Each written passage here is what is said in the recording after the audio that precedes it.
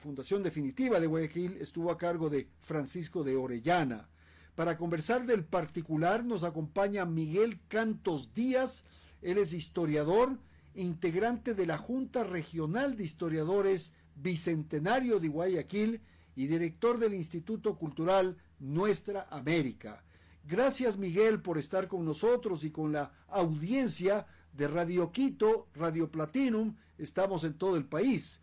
Quisiera tal vez precisar lo de la fecha. ¿En qué circunstancias se oficializa, digamos, que el 25 de julio se celebre la fundación de Guayaquil? Buenas tardes, le escuchamos.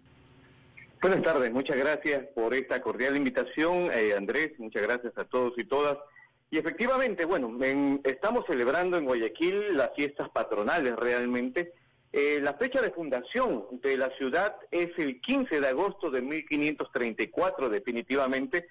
una fecha acordada por una comisión de historiadores ya hace casi 20 años en Guayaquil, pero a pesar de eso se sigue manteniendo las fechas del 25 de julio como fecha de fundación, porque todavía de alguna u otra manera se malinterpreta el proceso fundacional que desde la historiografía reconocemos. Cuando hablamos de Guayaquil, de su fundación, no hablamos de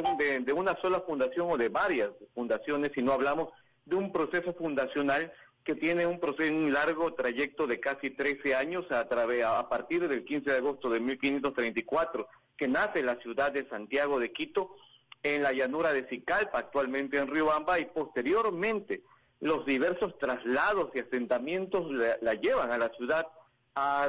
cambiar toponímicamente hasta ser la ciudad de Santiago de Guayaquil, y que definitivamente se asentaría para 1537, pero definitivamente la fundación es justamente el 15 de agosto de 1534, es decir, de que prácticamente en 20 días estaríamos celebrando 490 años de fundación. Claro, hay este conflicto porque Guayaquil siempre tuvo percances con los grandes incendios, mucha documentación desapareció, y como parte de las tradiciones que la ciudad venía desarrollando desde la colonia, siempre fue las celebraciones de Santiago el Mayor, una celebración de carácter católica, religiosa, donde Guayaquil celebraba ya desde el 24 de julio a través de grandes fiestas, corridas de toros, celebraba la fiesta del patrono Santiago, y estas fiestas poco a poco se fueron constituyendo como fiestas oficiales de alguna u otra manera, como parte de la fundación de Guayaquil, al no tener las fuentes corroborables que nos permitan entender por lo menos hasta principios del siglo XX que Guayaquil realmente fue fundada en agosto en la sierra. Claro, esto de las fechas es un problema para los historiadores y para las definiciones, y eso ocurre en muchísimas de nuestras celebraciones en distintos lugares del país. Pero ¿por qué finalmente se estableció el 15 de agosto, Miguel? ¿Cuál fue la circunstancia y los elementos, los valores que se plantearon para definir que ese es el día de la fundación, si es tan amable? Bueno, justamente por el conflicto que se iba desarrollando al no tener una fecha exacta, hay que recordar de que la tradición en Guayaquil siempre fue celebrar las fiestas patronales desde la época de la colonia. Hay fuentes que nos hablan a partir de 1643 que se venían desarrollando estas fiestas, pero en 1929 el Consejo Cantonal de la época decidió convocar y crear una comisión de historiadores para definir la fecha fundacional, y son estos historiadores, entre estos Modesto Chávez Franco y otros, quienes apostaron el 25 de julio de 1547. Ya hace cerca de 20 años este debate se mantenía debido a dos elementos fundamentales. En 1955 el historiador Miguel Aspiazu Carbo publica un libro fundamental para entender el proceso de fundaciones que se llamaría Las Fundaciones de Santiago de Guayaquil, y es Miguel Aspiazu en 1955 quien a través de sus investigaciones comienza a determinar que la fundación real de la ciudad era el 15 de agosto y que el resto de fundaciones no eran consideradas fundaciones, porque hay que entender algo. La normativa jurídica del rey en el siglo XVI determinaba que el acto de fundar, de la creación de un cabildo, era por una única vez. Es decir, de que la ciudad no podía haber sido fundada otras veces, sino más bien que posteriormente los traslados, los asentamientos, debido a los conflictos que tenían con las comunidades indígenas, que no les permitían asentarse, conllevaba que la ciudad se vaya dirigiendo cada vez más hacia el litoral ecuatoriano, es decir, que de ahí estas denominaciones toponímicas de la ciudad, porque la ciudad se llama Santiago, pero la denominación toponímica de ser de Santiago de Quito, de acuerdo a los traslados, se convertiría en Santiago de Amay, Santiago de Nueva Castilla, Santiago de la Culata, hasta terminar como Santiago de Guayaquil. Y son a partir de estas investigaciones de Miguel Aspiazo y de Dora León durante la década del 50 y 60 la que determinarían entender y reconocer y encontrar las fuentes que nos permitirían reconocer que la verdadera fundación de la ciudad es en 1534, la cual el acta de fundación de Guayaquil existe y está en Quito, en el libro primero de los de Cabildos de Quito, que es denominado comúnmente conocido como el libro verde. Allí justamente consta el acta de fundación de Guayaquil, obviamente con el nombre de la ciudad de Santiago de Quito. Y es así como a partir de estos elementos es que se logra configurar y entender de que efectivamente fue fundada por Diego de Almagro, no por Francisco de Orellana, y que el proceso que conlleva hasta donde actualmente está se da justamente en ese traslado de la ciudad, que era un traslado no solamente por el carácter de conflicto con las comunidades indígenas, sino también estratégico a llegar hacia el puerto. Vale la pena también aclarar este otro aspecto que usted lo ha observado, lo ha subrayado. Cuando yo hice la presentación mencioné que el fundador era Francisco de Orellana. Diego de Almagro, ¿qué ocurre con los dos si es tan amable? Bueno, Diego de Almagro es quien tiene el momento político jurídico para lograr la ubicación de la ciudad de Santiago de Quito, que en aquel momento, en 1534, estaba en el amplísimo territorio que era conocido, que era llamado el Reino de Quito, pero en cambio, Sebastián de Benalcázar, quien venía desde el sur, también tuvo la posibilidad de ser artífice de el traslado de la ciudad que se va generando a lo largo de los siguientes años. Esto hace de que muchas veces, obviamente, entremos en esa confusión. Sebastián de Benalcázar participó dentro del proceso de traslado de la ciudad, es decir, entendiendo de que la ciudad, al nacer en Liribamba, los diversos conflictos que se iban embrollando, conllevaba a que se tenga que la ciudad moverse, y Orellana fue uno de quienes, Sebastián de Benalcázar fue aquellos quienes tuvieron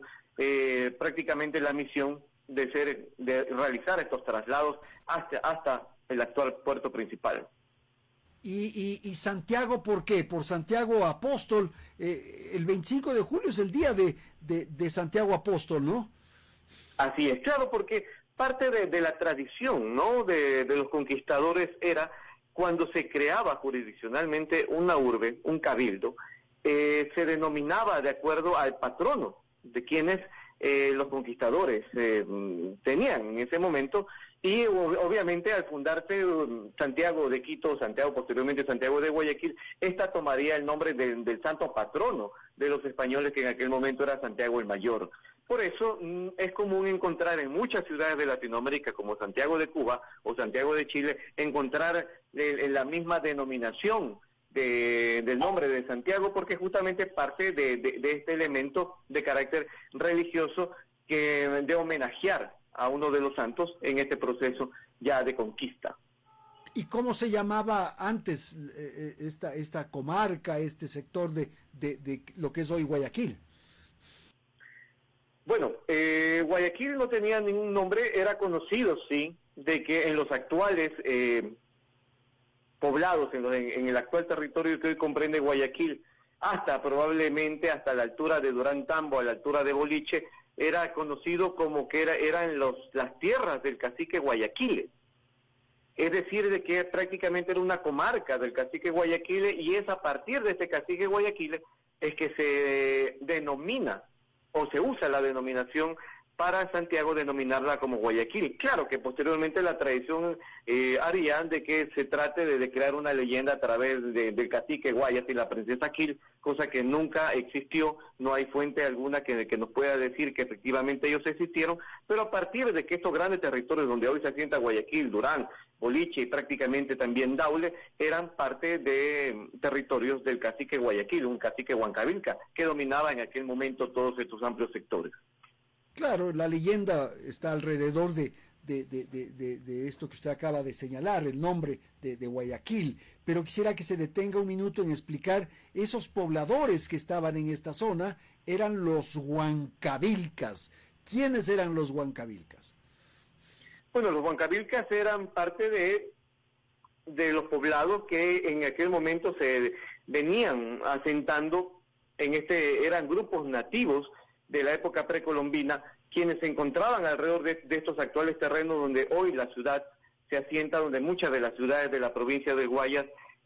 forman parte, además de que de igual manera los huancavilcas estuvieron dentro de Santa Elena, también en la provincia de Manabí. Hay amplias extensiones donde ellos habitaron. Hay algunos estudios que nos indican que ellos estuvieron desde el año 600 después de Cristo hasta el año 1530 después de Cristo, ya una vez iniciado el proceso de colonización, donde se genera también un mimetismo político y cultural con estos habitantes, ¿no? Y donde los colonizadores generan también un proceso de entropía, no solamente política, sino también cultural, para aprender muchos de sus culturas, pero también existía un combate muy fuerte con aquel pueblo guerrero, un pueblo que se mantuvo en pie y quienes de alguna u otra manera también están recogidos dentro de las crónicas de nuestros pueblos, ¿no? Hay algunos como Girolamo Benzoni también quienes hablan acerca de los habitantes de esta zona y también quienes de alguna manera se encargan de investigar cuál fue el papel que tuvieron estos pueblos en el desarrollo económico de estas regiones antes de la llegada de los españoles. Esto quisiera saber, y cuando llegan los españoles, ¿qué ocurre? ¿Qué sucede en esa etapa de transición? ¿Los huancavilcas enfrentaron a los conquistadores? ¿Cómo fue esa relación? Bueno, las evidencias que están a nivel de las diversas crónicas es que efectivamente muchos de estos amplios poblados que estuvieron asentados a lo largo de lo que es Manabí, Santa Elena, Guayas y El Oro, tuvieron, como de igual manera también en Punay, en el Golfo de Guayaquil, tuvieron un fuerte conflicto con los recién llegados españoles. De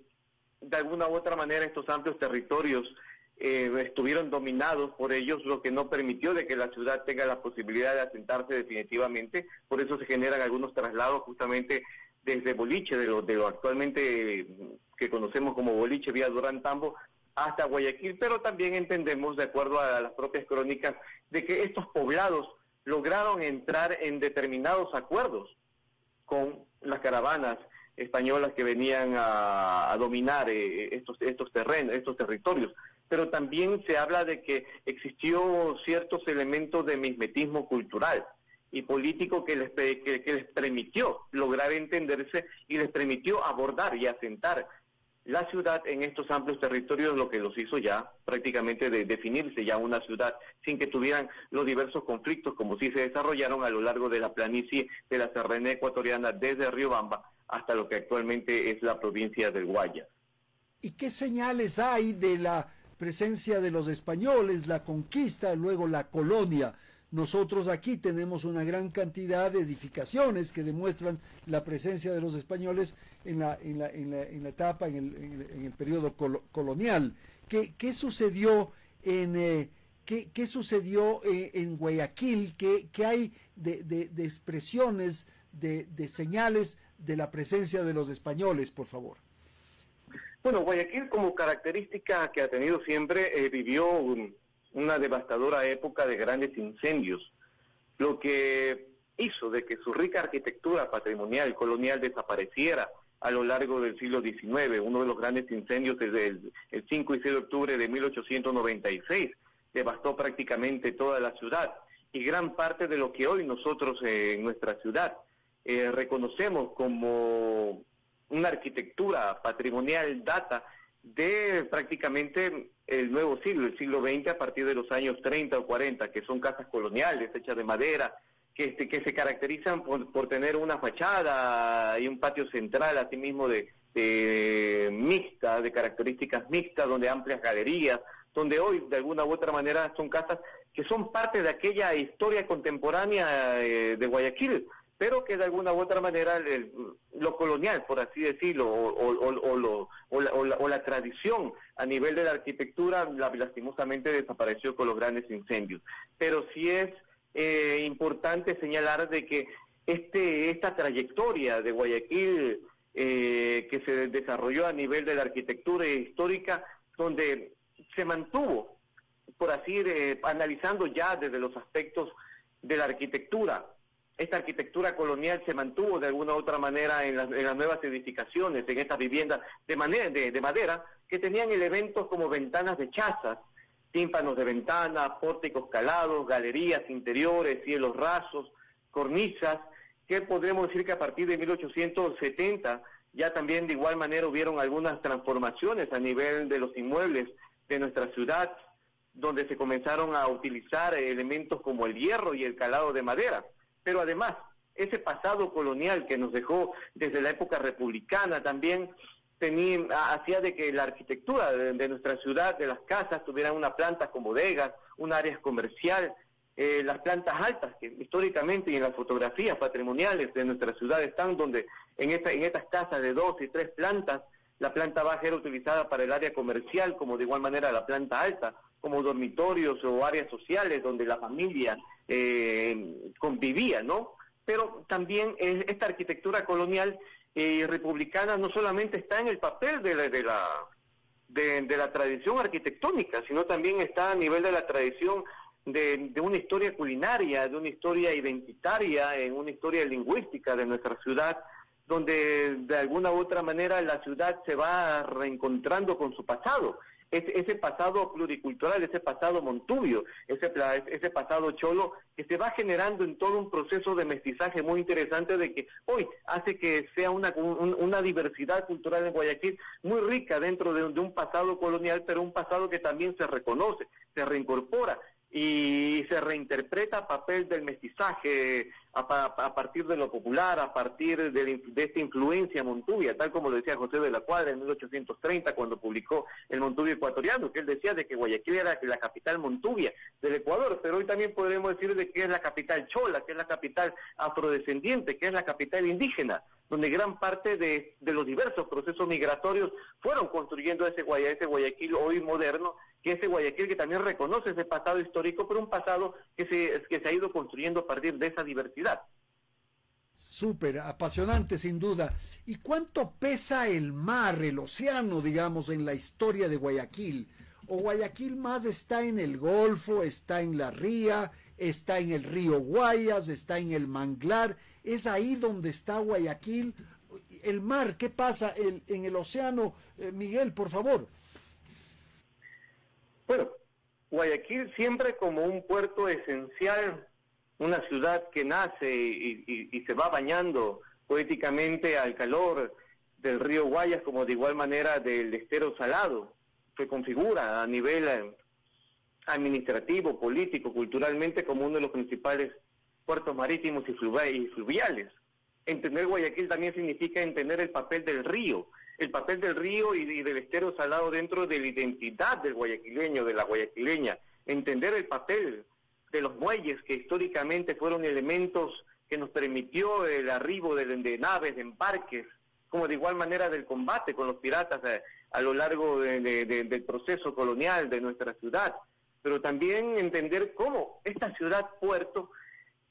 el río se convierte en la ventana, en la puerta abierta de toda la influencia política, social, histórica, identitaria de Guayaquil. Es que es a través del río donde han entrado las ideas liberales de Eloy Alfaro, donde entraron las ideas de independencia de José Joaquín de Olmedo, pero también entraron las ideas de libertad, de progreso, de unidad del movimiento obrero a lo largo del siglo XX, a los inicios del siglo XX, y ese es el papel que está tan impregnado no solamente en nuestra historia política, en nuestra historia administrativa, sino también en la cultura, en la poesía, en el arte, en el papel que tiene el histórico barrio de Las Peñas,